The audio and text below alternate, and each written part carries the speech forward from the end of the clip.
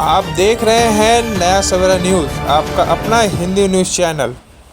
ठाणे में किम्स हॉस्पिटल ने मेडुलेंस के साथ मिलकर ठाणे की पहली AI integrated 5G smart ambulance launch किया है।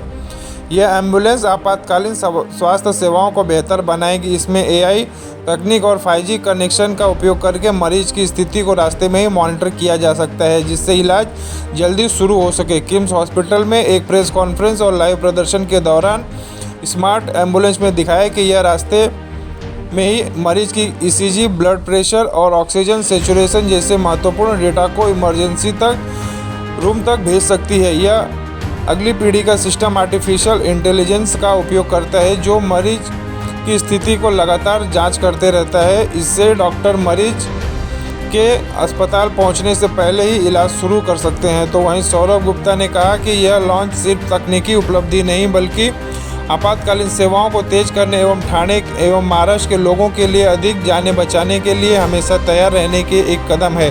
साथ ही डॉक्टर अमित रावदेव ने कहा कि इमरजेंसी में हर सेकंड मायने रखता है और इस आधुनिक एम्बुलेंस से हमें मरीज के पहुंचने से पहले ही स्पष्ट जानकारी प्रदान हो जाती है और जो रिकवरी और लंबे समय में होने वाले नुकसान के बीच का अंतर हो सकता है। इस लॉन्च से किम्स हॉस्पिटल पूरी तरह से एनआई इंटीग्रेटेड और 5G एम्बुलेंस शुरू करने वाला पहला हॉस्पिटल बन गया है। यह 5G स्मार्ट एम्बुलेंस आपातकालीन समय में अत्यंत उपयोगी साबित हो सकता है। मैं काफ़ी खुश हूँ कि ये टेक्नोलॉजी हम लोग ठाणे वर्चुअल के आ पाए। तो इस ठाणे में टेक्नोलॉजी अवेलेबल नहीं है और ये एआई स्मार्ट एम्बुलेंस है, तो न्यूज़ को भी उससे काफ़ी फ़ायदा होता है। डॉक्टर्स को पता लगता है कि पेशेंट किस कंडीशन में क्या ट्रीटमेंट देना है और पेशेंट के आने से पहले ही स्टाफ अलर्ट हो जाता है कि किस तरह की तैयारी करके रखनी है, उसे आईसीयू में ट्रांसफर करना है, किस तरह की डायग्नोसिस की ज़रूरत है। सर, यहाँ पर जो ये नॉर्मल एम्बुलेंस होता है और ये 5G स्मार्ट एम्बुलेंस है, इसकी क्या दरों में क्या डिफरेंस है? देखिए, दो तरह की एम्बुलेंस होती है। तो BLS एम्बुलेंस होती है, उसमें आपका ऑक्सीजन सपोर्ट, एक अटेंडेंट और कुछ देर में आपको वाइटल्स देता है। बट एक कार्डियक एम्बुलेंस होती है जो आपका एडवांस कार्डियक लाइफ सपोर्ट होती है, जिसमें आपका वेंटिलेटर वो सारी चीज़ें होती हैं।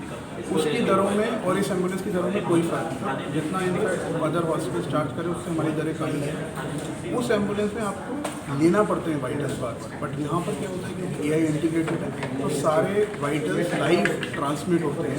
सारे जो इन्होंने वेंटिलेटर्स लगा रखे हैं, जो ईसीजी मॉनिटर्स लगा रखे हैं, SpO2, ये डायरेक्टली इंटीग्रेटेड है ER कंट्रोल रूम से। तो आपने देखा कि पीछे सारी जो भी लाइव कैप्चर हो रहा है पेशेंट का, डायरेक्ट ट्रांसफ़र हो रहा है, आपको बार बार लेने की ज़रूरत है। और सर, जिस तरह से अभी जो एआई की जिस तरह टेक्नोलॉजी जिस तरह से जो चल रहा है, उसको लेकर किम्स हॉस्पिटल ने जो एआई टेक्नोलॉजी को लेकर जो पहली 5G एम्बुलेंस लॉन्च की, इसको लेकर क्या? कुछ चीज़ें अपने हाथ में होती है, कुछ चीज़ें अपने हाथ में नहीं। जैसे ट्रैफिक अपने हाथ में नहीं है। ट्रैफिक में जो डिले हो रहा है पेशेंट को हॉस्पिटल पहुंचने में, उसके बाद उसका असेसमेंट होता है, उसके बाद स्पेशलिस्ट डॉक्टर आता है, उसके बाद टेस्ट होता है, सब काफ़ी समय बीत जाता है और ये समय पेशेंट के लिए बहुत ज़्यादा कीमती होता है। इसकी लाइफ और डेथ का ये मैटर हो सकता है। तो ऐसे सिचुएशन में जब ट्रीटमेंट हमारा उसके घर से या किसी हॉस्पिटल से जब चालू हो रहा है और वो भी सुपर स्पेशलिस्ट डॉक्टर के निगरानी में हो रहा है, तो वो एक बहुत बड़ा एडवांटेज मैं कहूँगा। और हॉस्पिटल में भी हम प्रिपेयर्ड रहें कि इस तरह का पेशेंट आ रहा है, उसको इस तरह की मशीनरी, इस तरह के स्पेशलिस्ट हमें चाहिए, वो सब हम मिडल ऑफ द नाइट भी अवेलेबल कर पाएंगे। तो ये एक बड़ा एडवांटेज इसका मैं समझता हूँ। और नॉर्मल एम्बुलेंस और 5G एम्बुलेंस में क्या डिफरेंस और क्या प्राइस डिफरेंस किस चीज़ का? नॉर्मल एम्बुलेंस में जब तक पेशेंट हॉस्पिटल में नहीं आता है, तब तक हमारा पेशेंट के साथ कोई कांटेक्ट नहीं है।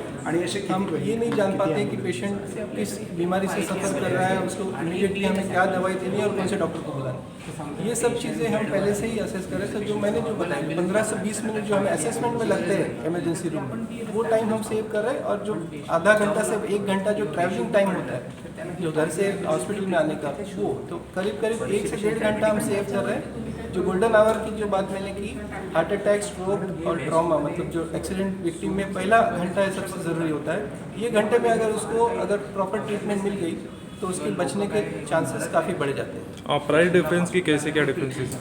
प्राइस डिफरेंस कुछ नहीं।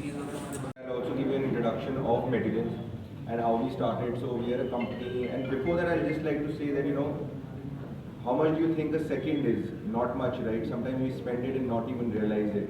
But time is very critical in the industry that we function in, that is emergency response services.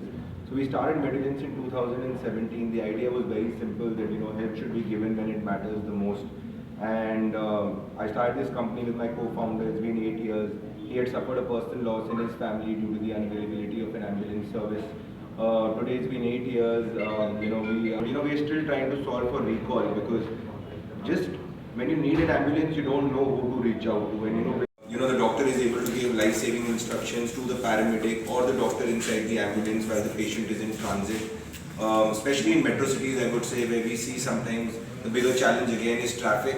I think this technology can come in very handy to save minutes, give better instructions, record those instructions also simultaneously while the patient is in transit as well, so that there is a copy of what was said at